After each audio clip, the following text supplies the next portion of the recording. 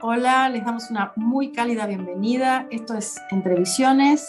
Mi nombre es María José Ibarne y hoy vamos a estar con Sebastián Dosso Moreno, que es escritor, editor, poeta y conferencista.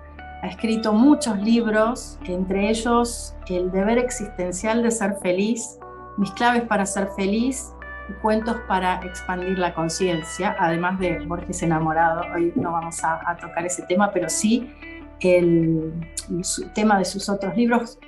¿Cómo estás, Sebastián? ¿Cómo estás, María José? Muy bien, por suerte. Muy bien.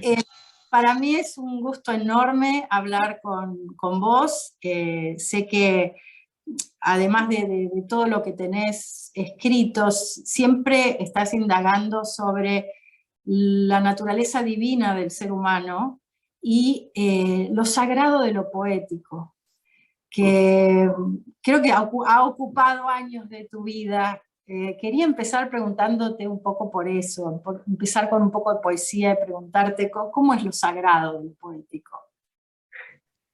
El sagrado sentir de lo poético. Sí, siempre fui un convencido, cada año más, no siempre, pero en los últimos 20 años, más o menos, de que cierto discurso filosófico moralista de lo que es bueno, de lo que es malo, es bastante ineficaz en la vida de las personas.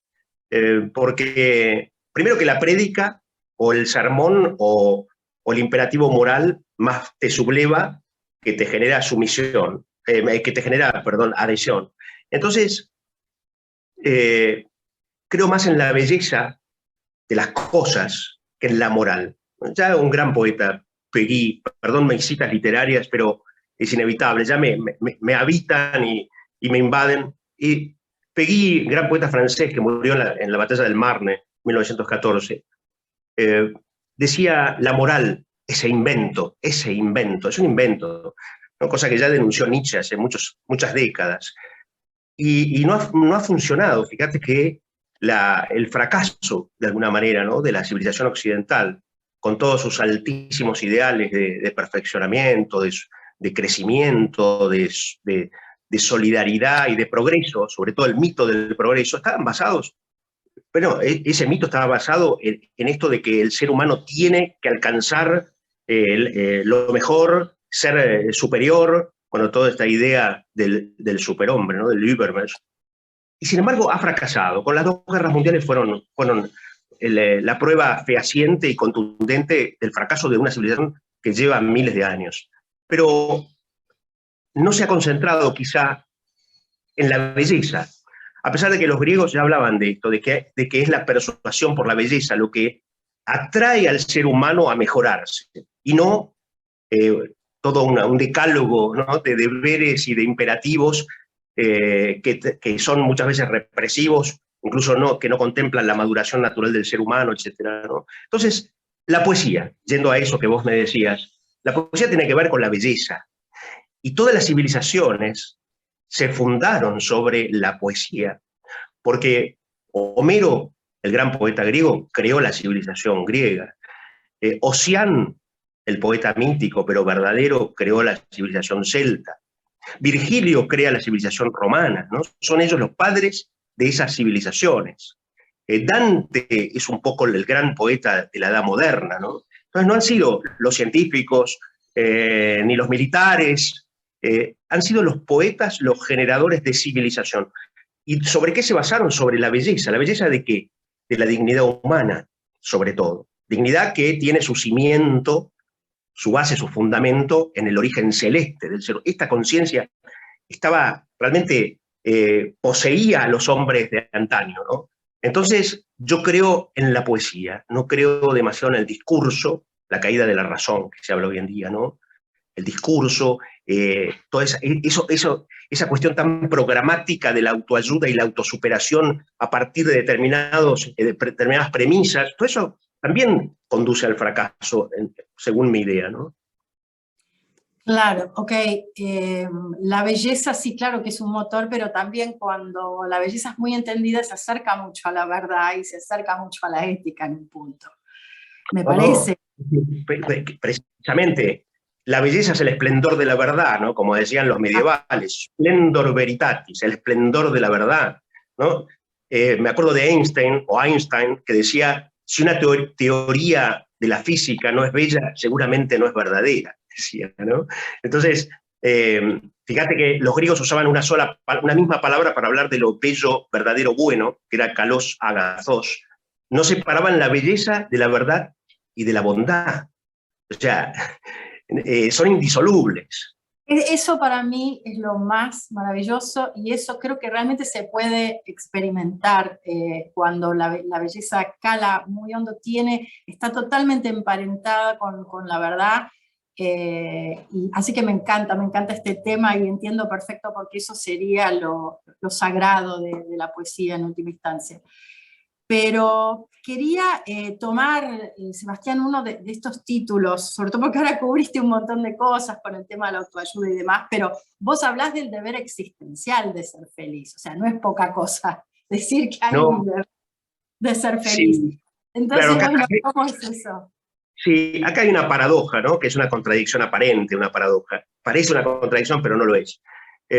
Porque este deber, hablamos mucho de derechos, sobre los derechos humanos, los derechos de no sé cuánto, y los derechos de aquí y allá, pero nos olvidamos de los deberes, ¿no? Del deber del ser humano, de la responsabilidad, ¿no? Libertad con responsabilidad, como decía Víctor Frankl. La responsabilidad, y que tiene que ver con el deber. Y claro, tenemos un deber de ser felices. Ahora, yo no estoy haciendo tanto hincapié en la felicidad con este enunciado como en el deber. ¿Por qué? Porque la felicidad es algo que se da por añadidura. Si uno la busca también otra vez, en forma programática, egoísta, egomaníacamente, se te escapa, ¿no? Es como el hombre con la mujer. El hombre persigue a la mujer y si la persigue obsesivamente, la mujer se le escapa, ¿no? Se te escapa como la sombra si querés perseguir tu sombra, ¿no? Bueno, son las leyes del cosmos. Yo no las inventé, nadie las inventó. Es así, ¿no es cierto? Entonces, la felicidad es como la mujer. Si la perseguís, se te escapa. Y bueno, Nietzsche, ¿no? En Más allá del bien y del mal, dice, la filosofía es una mujer y los filósofos no tienen la menor idea de cómo conquistarla, ¿no? Bueno, claro, la felicidad es algo que se da por añadidura, pero hay un deber, y el deber tiene que ver con una conciencia, no con un decálogo a seguir, no con un imperativo moral kantiano, tiene que ver con la conciencia de todo lo que hay detrás mío, delante y alrededor mío, para que yo sea no solo quien soy, sino ya solo para que yo sea, para que yo haya llegado a ser. Y para esto hay un verso de oro, porque la poesía siempre dice todo mejor que la filosofía, ¿no? Poeta, tú nada explicas, pero por ti todas las cosas se vuelven comprensibles. Walt Whitman dice, inmensa fue la preparación de mi ser. Es como un mantra, ¿no? Para nosotros eso. Inmensa fue la preparación de mi ser. ¿Por qué? Porque soy quien soy gracias a un trabajo, a que el universo ha trabajado para que yo respire, aliente bajo el sol, haya crecido, pero también, no solo desde un aspecto cósmico, sino cultural.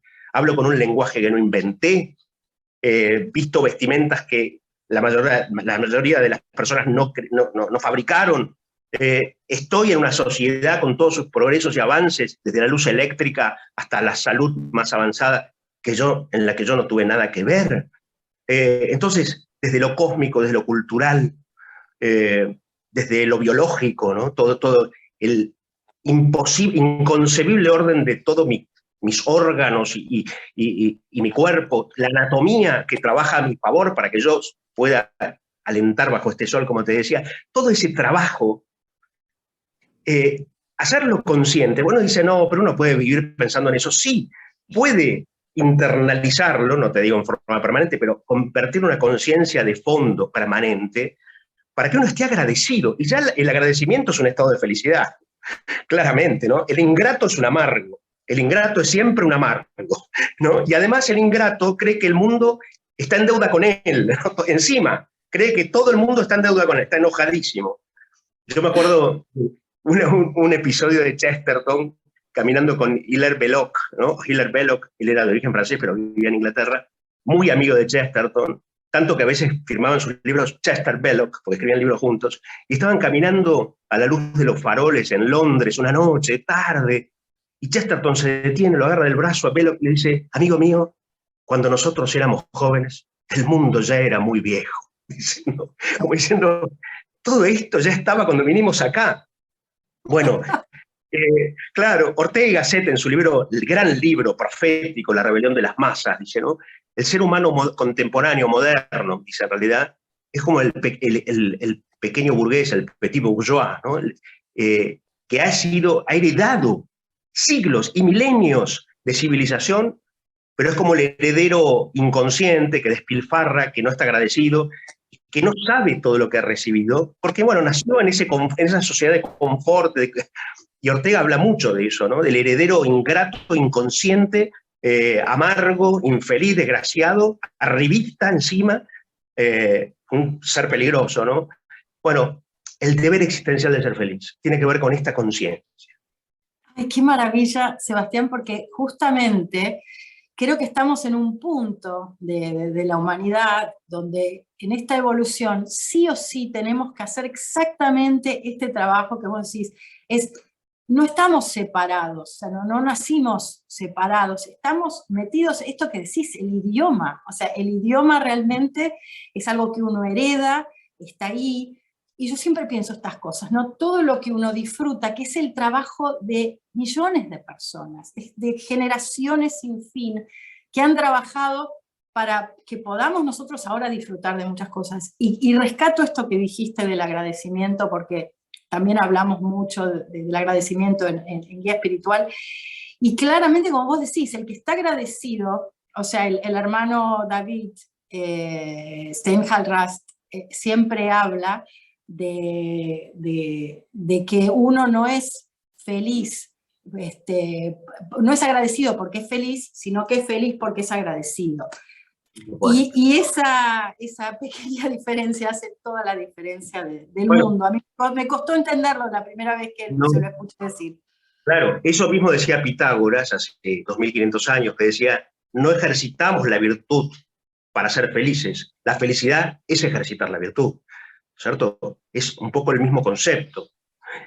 Pero claro, todo esto, ¿no? Del deber existencial de ser feliz, la virtud, la famosa arete griega, ¿no? La virtus romana, muy asociada en ese momento con la sociedad patriarcal, ¿no? Porque virtud viene de vir, que es varón, ¿no? La mujer todavía estaba relegada en su papel fundamental en la humanidad, realmente es así, ¿no? Y arete, que viene del griego aner, que es varón también, ¿no? Entonces, pero dejando eso de lado, la virtud, ¿por qué? O sea, para ser mejores, para ser sabios, sí y no, porque en definitiva, la búsqueda de la perfección en esta evolución que vos mencionás, ¿no? Que el ser humano es cada vez más consciente de tantas cosas, realmente es así, pero claro, ahí uno cuando se mete, o entra, mejor dicho, en el terreno espiritual, es un mar lleno de monstruos peligrosos, ¿no? Que no hay que temer, pero sí hay que considerar. Entonces, lo más alto está más cerca de lo bajo, de caer en lo más bajo, ¿no? Es como lo sublime está cerca del ridículo. O sea, los extremos se tocan muy fácilmente, ¿no? Coincidencia opositor, como decían los romanos. Entonces, cuando uno entra en el terreno espiritual, hay enormes peligros. Por supuesto, pensar que uno tiene que buscar la perfección para uno ser más, porque el resto es inconsciente, involucionado y está en su primera encarnación. ¿Viste? Cuando la gente dice, estoy en mi última encarnación, digo, te felicito, pero bueno, ahí ya es como retrocede 20 casilleros, ¿entendés? Es como empezás a reencarnar hacia atrás. Entonces, creo que una de las cosas más importantes dentro de esta conciencia nueva es que, en definitiva, valga la redundancia, en definitiva, el fin penúltimo es el amor. O sea, yo busco la virtud, la perfección, realmente sí, la perfección, para amar mejor, para amarme mejor y poder amar a los demás mejor también, ¿no? A mí me gusta mucho esa expresión del italiano, del lenguaje italiano, cuando dice ti voglio bene, o sea, te quiero bien, porque no es lo mismo querer querer bien. A veces a ciertas personas les tenés que decir, no me quieras tanto. ¿Viste? Porque claro, no me quieras tanto porque hay amores que matan y que enferman y que intoxican y que no es amor, en definitiva, ¿no? Entonces, para querer mejor, ti voglio bene, ¿no? Es una diferencia muy importante, porque con querer no alcanza. A veces es mejor que no te quieran.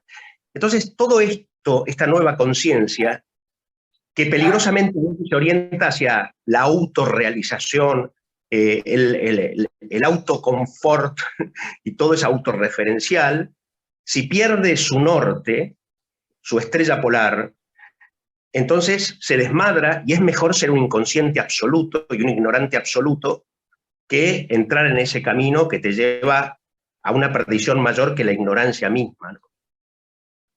Wow, va todo tan rápido, sí. Hay 20 hilos para seguir, pero lo del amor, concretamente, claro, hay que ver qué se entiende por amor, porque en nuestra cultura, digamos, es algo que pasa casi a ser algo que se vende, y como vos bien decís, o sea, que creo que el tema en última instancia de ser cada vez más conscientes, que creo que es el trabajo, que como vos decís no es nada fácil, tiene que ver con saber amar, y el amor tiene tantas expresiones diferentes, y es de esas cosas que cuanto más das, más tenés, que no es lo más Claro, que es lo común. contrario de... Hablábamos entonces del amor y de las manifestaciones del amor, ¿no es cierto? Y vos decías que el amor es diferente al vicio. Claro, aunque funciona igual, pero al revés. Porque en el Ah, Apocalipsis dice que el mal es como un monstruo que cuanto más come, más hambre tiene, ¿no? O sea, tiene que ver con la insatisfacción, con el vacío interminable, de alguna manera, cuando uno busca mal, ¿no? Y entonces está siempre insatisfecho, porque en definitiva también, perdón, hay toda una, desde los existencialistas y más atrás, una idea, un prejuicio, un preconcepto de que uno tiene que ser un buscador eterno, ¿no? Y está bien, pero hay que buscar encontrando también, ganando conquistas, o sea, logrando conquistas, ¿no? Porque si no, uno es una especie de buscador eterno que nunca hace pie en nada. tal cual. Y agota. Claro, ¿Viste? es agotador y aparte Es ahí en ese agotador. sentido es agotador. Entonces ser un buscador perpetuo de la verdad, así los existencialistas lo concebían, ¿no? Sartre, Heidegger y tantos otros, hay que buscar y buscar y buscar. Bueno, pero también hay que encontrar, ¿no? Y hay que ir a la busca o a la búsqueda de ese encuentro para a partir de ese logro ir más allá. Entonces, la búsqueda está muy bien, pero con objetivos claros y concretos y sabiendo que uno quiere llegar a algún puerto, eh, no definitivo y absoluto, claramente, porque hay también a veces una cuestión de, bueno, yo soy un buscador de la verdad, ¿no? Entonces nunca llego a la verdad porque me instalé en la búsqueda. Y esas son posiciones muy cómodas, ¿no? Parecen muy libres, muy osadas, muy existencialistas, pero son muy cómodas también, porque en definitiva uno no tiene la urgencia o la exigencia realmente de llegar a algún lado con todo esto. Uno puede ser un eterno neurótico, un eterno buscador, un eterno... ¿no? Entonces, creo que en este camino espiritual, donde uno busca perfeccionarse, ser mejor, amar mejor, bueno, también es bueno ponerse objetivos muy claros, concretos, precisos, a veces hasta con un cuaderno, ¿no? Para que ese programa tenga un contorno y un fin. Claro que sí. Algunas cosas no quitan otras, pero me lleva al tema un poco que habíamos esbozado en algún momento, que me comentaste que estabas trabajando, que es el tema de luces y sombras. Porque yo en lo personal creo que este es el gran trabajo del siglo XXI, es justamente poder integrar las dos cosas. Creo que esto se está viendo mucho también en la espiritualidad, porque a veces cuanto más se echa luz sobre algo, más queda en la oscuridad otra cosa. Y este es un trabajo tan grande, ¿no? Pero bueno, te voy a dejar a vos que creo que venís reflexionando sobre este tema, a ver cómo es este tema de luces y sombras en la espiritualidad. A mí se me ocurrió, no hace mucho, francamente, pensar en la reivindicación del concepto de la sombra. Porque hablamos de la sombra y sobre todo influenciado por Jung, ¿no? Carl Jung, el gran psicólogo suizo, ¿no? Al que admiro profundamente, del que me he distanciado en algunas cosas también muy profundamente, porque me di cuenta que al final su psicología es un panpsicologismo donde no hay lugar para la trascendencia, ¿no? Y cuando él habla de Dios, habla de la naturaleza y habla del cosmos. Es un panteísta en realidad, ¿no? Pero bueno, es difícil darse cuenta de esto. Hay que leer muchos libros de él para darse cuenta de esto. Sobre todo psicología y alquimia. Porque tengo una sensación de que mucha gente que lo sigue a Jung no ha leído tal vez, no quiero ser con esto pedante, porque no se trata de eso, pero cuando te inmersionás en una obra, te das cuenta de algunas cosas que, bueno, si no lo estudias a fondo no te puedes dar cuenta. Y además ya decía, ya que lo mencionó Ortega, Ortega decía, para conocer a un autor, hay que ponerse del lado del autor en el momento que lo lees, del lado del autor.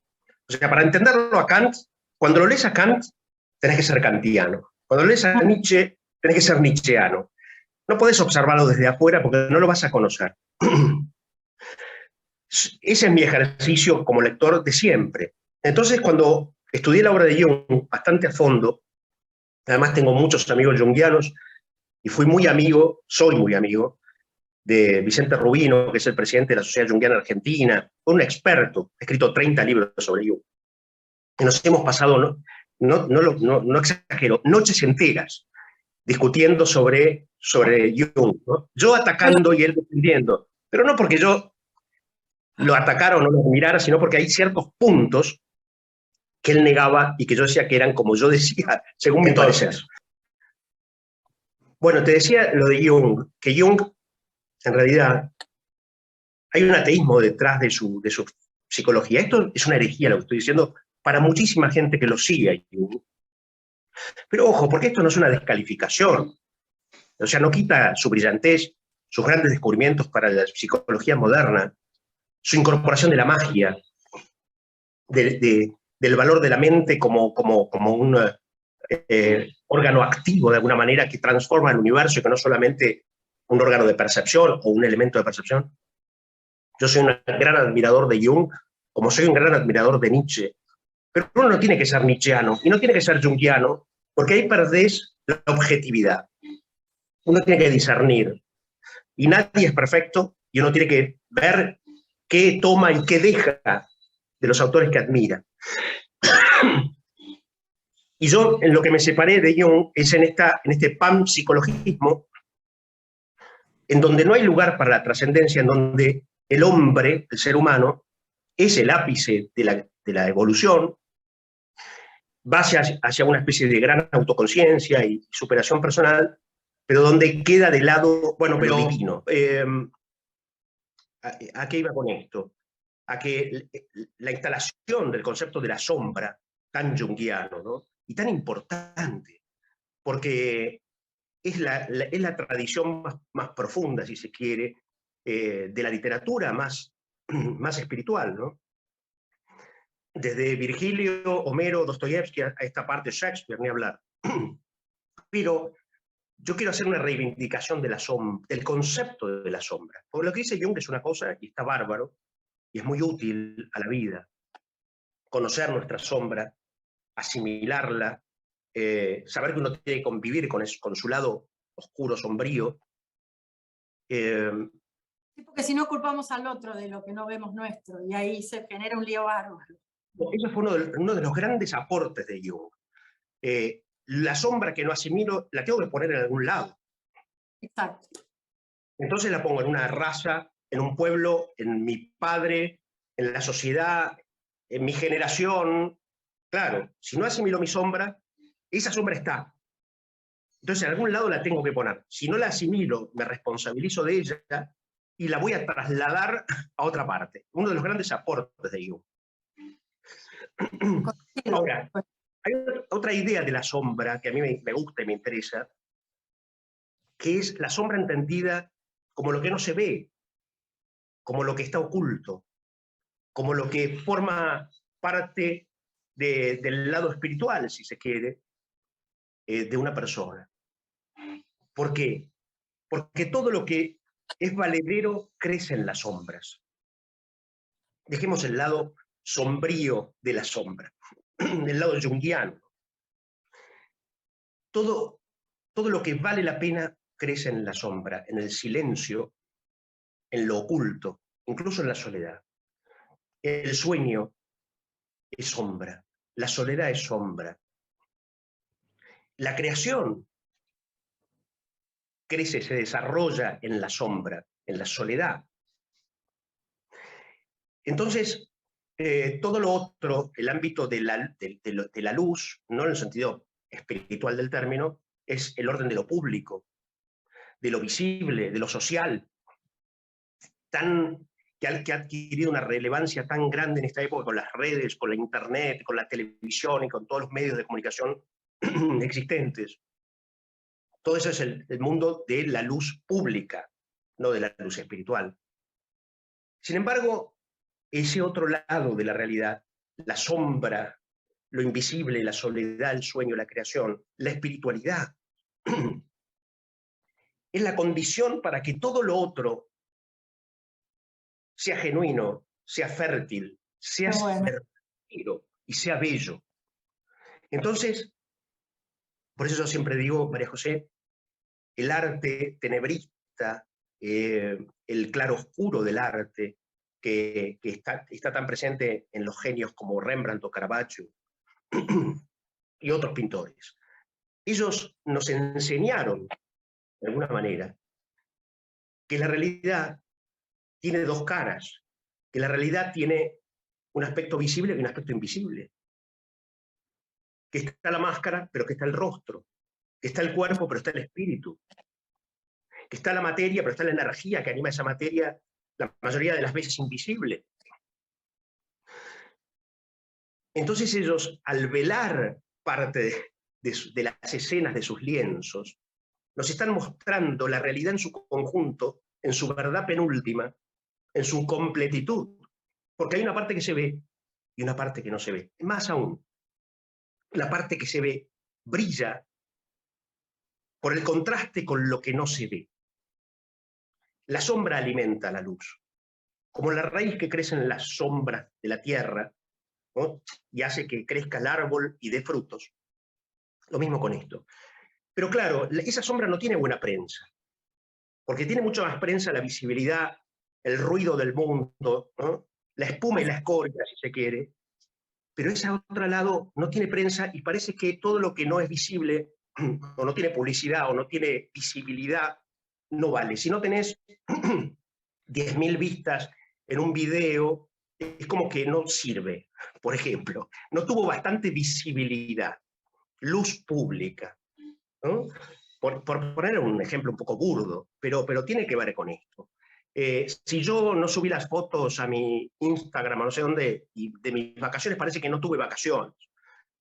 ¿No? Que no, en serio, que no estuve ahí. Entonces todo lo tengo que registrar para validar mi presencia, mi experiencia, mi vivencia, y se me crea una especie de vicio compulsivo, como todo vicio, de publicitar, publicar, sacar a la luz, etc., ¿no? Porque está desprestigiada, olvidada la sombra, que otra vez volvemos al ámbito de lo sacro, ¿no? Si se quiere. Porque eso es lo profano, la visibilidad, las vistas, la publicidad y la fama, y lo otro es el orden de lo sacro. Claro que lo sacro y lo profano están imbricados y están interrelacionados, y lo profano es sacro y lo sacro es profano. No quiero hacer una división maniquea, ¿no? De la luz y la sombra, de lo público y de lo privado. No, todo está interrelacionado. Como dice también otra vez Whitman, ¿no? Soy un defensor del cuerpo y soy un defensor del alma. O sea, todo, hay que integrar todo. Pero, el problema es cuando no integro la sombra, precisamente. Lo otro ya está ahí, súper valorado, súper cotizado, súper publicitado. Pero ¿qué pasa con la sombra? Claro, uno puede decir, si publicito la sombra deja de ser sombra. Sí, no, no se trata de eso. Pero sí de uno, para sí mismo, a ser consciente que sin esa sombra, sin la meditación, sin la oración, sin la reflexión en soledad, sin el ámbito de lo íntimo, espiritual, privado, secreto, oscuro, no hay nada posible, fértil, luminoso, valedero, genuino. Claro, pero ahí es donde creo que se integra solamente a partir de la conciencia. Este es el tema, ¿no? La única manera de integrar todo es en el presente, tomando conciencia, amando esos lugares oscuros también, esos aspectos oscuros de nosotros mismos a los que le rajamos como podemos. Y ahí hay un gran trabajo por hacer. Y el secreto creo que es que cuando uno acepta lo más oscuro de uno, es tanto más bueno con el otro, ¿no? Es tanto más fácil amar al otro. Así que creo, Sebastián, que estamos en ese camino de integrar. Ese sería un buen cierre, ¿no? La posibilidad de integrar. Claro, y a veces es bueno tener, hablando de la conciencia, no saber determinados secretos de estos caminos, que no los digo yo, los dicen los grandes guías espirituales, maestros de espíritu, ¿no? Nos advierten que hay una especie de umbral a cruzar para trascender este ámbito de lo profano y entrar en el ámbito, en el recinto de lo sacro, que no es algo sublime, es simplemente soledad, reflexión, creación, meditación. Y es que ese umbral es un momento de vértigo, que precisamente es angustia, y que nos echa hacia atrás en el momento en que nos encontramos solos, o que nos disponemos a leer un libro, o a rezar o a meditar. Entonces, los maestros de espiritualidad dicen, hay que saber que si uno persiste unos pocos minutos en ese momento de trance, de paso, entonces empieza a acontecer la magia, ¿no? Pero, claro, eso que parece un vacío infranqueable, que parece un muro inexpugnable, en realidad es un umbral que requiere de nosotros una pequeña paciencia y un acto de fe, de confianza en que en ese salto que voy a dar hacia el otro lado, del momento de meditación, creación, oración, hay algo. Hay una frase de Kazantzakis. Qué lindo, qué lindo. Hay una frase muy linda de Nikos Kazantzakis, el autor de Sorba el griego, ¿no? El que yo soy muy seguidor. Y él dice, y esto es aplicable a muchas otras cosas, nos dice, viste que hay muchas definiciones de Dios. Una versión, si se quiere, metafísica, que dice que Dios es el ser, judeo-cristiana, ¿no? Pero también de los griegos. Hay una versión de Dios humanista, existencialista, que dice el hombre es Dios, ¿no? Como Nietzsche y tantos otros. Hay una visión poética que dice Dios es un salto y una dulce lágrima, ¿no? Pero hay muchas definiciones. O Freud dice el hombre es un Dios con prótesis, ¿no? Y en definitiva, dice Dios es nuestro Padre sublimado, dice también, ¿no? O sea, cuando muere nuestro Padre o cuando lo perdemos, hacemos una especie de raro malabarismo y pasa a ser Dios en nuestro cielo individual, dice Freud, ¿no? Pero bueno, hay tantas definiciones. Bueno, está la definición mecanicista de Aristóteles, que dice Dios es la primera causa.